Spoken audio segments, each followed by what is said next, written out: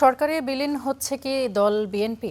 প্রধানমন্ত্রী তারেক রহমানের প্রকাশ্য নির্দেশনা ছিল দল এবং সরকার আলাদা থাকবে, কিন্তু দলটির বিগত ৩.৫ মাসের কর্মসূচিতে এর কোনো প্রভাব প্রতিফলিত হয়নি। বিশেষজ্ঞরা বলছেন, দলের রাজনৈতিক কর্মসূচি কমে গেলে দীর্ঘমেয়াদে নেতিবাচক প্রভাব পড়তে পারে জনসমর্থনে। বিস্তারিত সিফাত শাহরিয়ারের প্রতিবেদনে। আমরা বলি বর্তমান সরকার বিএনপি সরকার, অর্থাৎ সরকার ঠিকই আছে কিন্তু বিএনপি সরকার। সেজন্য বিএনপি যদি সহযোগিতা না করে অনেক ক্ষেত্রেই সরকার সফল হতে পারবে না। গত ৯ মেয়ের বক্তব্য। দর্শক সারিতে ছিলেন বিএনপির কেন্দ্র থেকে তৃণমূল সর্বস্তরের নেতৃবৃন্দ। এখানে উপস্থিত প্রত্যেকটি মানুষ।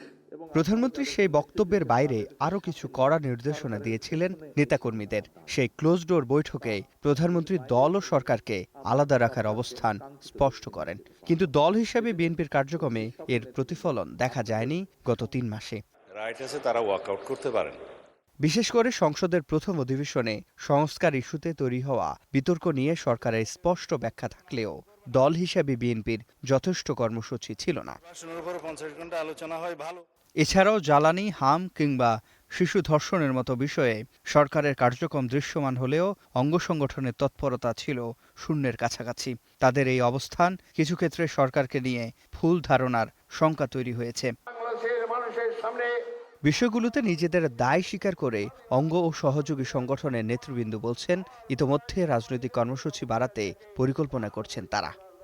সরকারের বয়স ৩ মাস, এই সময়ে রাজনৈতিক দল হিসাবে বিএনপির প্রোগ্রাম আসলে কমই ছিল, এটি অস্বীকার করার কোনো উপায় নেই। বারবার যে প্রোপাগান্ডাগুলো বিরোধী পক্ষ থেকে হচ্ছিল সেগুলোর বিষয়ে জনগণকে সম্পৃক্ত করে কর্মসূচি দেওয়ার বিষয়ে প্রাথমিকভাবে সিদ্ধান্ত হয়েছে। এই জন্য উনি তৃণমূলকে এবং পার্টির কমিটি গঠন প্রক্রিয়া এবং আমাদের সকল পর্যায়ের কমিটি যাতে আরও শক্তিশালী হয় এই বিষয়ে উনি গুরুত্ব আরোপ করেছে। তবে কেন্দ্রীয় নেতারা দল ও সরকারকে আলাদাভাবে দেখছেন না। তাদের দাবি, জনগণের স্বার্থে কাজ করছে বিএনপি সরকার। এখানে একটা সরকার এবং সরকারি দলের কার্যক্রমকে আলাদাভাবে করা খুব দুরূহ ব্যাপার, কারণ যারা নেতা তারাই হচ্ছেন মন্ত্রী, তারাই হচ্ছেন এমপি। তারপরেও প্রধানমন্ত্রী জনাব তারেক রহমান তিনি প্রথম থেকেই কিন্তু চেষ্টা করছেন যে সরকার এবং দলের কার্যক্রমকে পৃথক রাখার জন্য। সরকার যতই ইতিবাচক কাজগুলো করবে, জনকল্যাণমূলক কাজগুলো করবে, পার্টি সেগুলোকে বলবো জনগণের মধ্যে, তখন জনগণের মধ্যে এটার উপরে একটা আবেগ তৈরি হবে। জনগণ জানছে, আপনাদের কি বলে যে মিডিয়ার মাধ্যমে জানছে, তারপরেও দল যখন বাসায় বাসায় গিয়ে একটা লিফলেট দেয়, বাসায় বাসায় গিয়ে যখন একটা উঠান বৈঠক করে, এর মধ্যে দিয়েও মানুষ অনেক কিছু জানতে পারে। বিশেষজ্ঞরা বলছেন, সরকারের পক্ষে মাঠের সমর্থন ধরে রাখার দায়িত্ব দলের। রাজনৈতিক কর্মসূচি কমে গেলে প্রভাব পড়বে আগামী নির্বাচন সহ দীর্ঘমেয়াদী জনসমর্থনে। যারা তার কম্পিটিটর, প্রতিদ্বন্দ্বী, তারা কিন্তু রাজনৈতিক কর্মসূচি চালিয়ে যাচ্ছে। এখন বিএনপি রাজনৈতিক কর্মসূচি যদি চালিয়ে না যায় তাহলে কিন্তু অন্যদের তুলনায় সে পিছিয়ে পড়বে। তো বিএনপিকে আগামীতে ক্ষমতায় আসতে হলে তার সমর্থন গোষ্ঠীকে অ্যাক্টিভ রাখতে হবে। সমর্থন গোষ্ঠীকে অ্যাক্টিভ রাখবে সরকার না, সমর্থন গোষ্ঠীকে অ্যাক্টিভ রাখে রাজনৈতিক দল হিসাবে বিএনপি।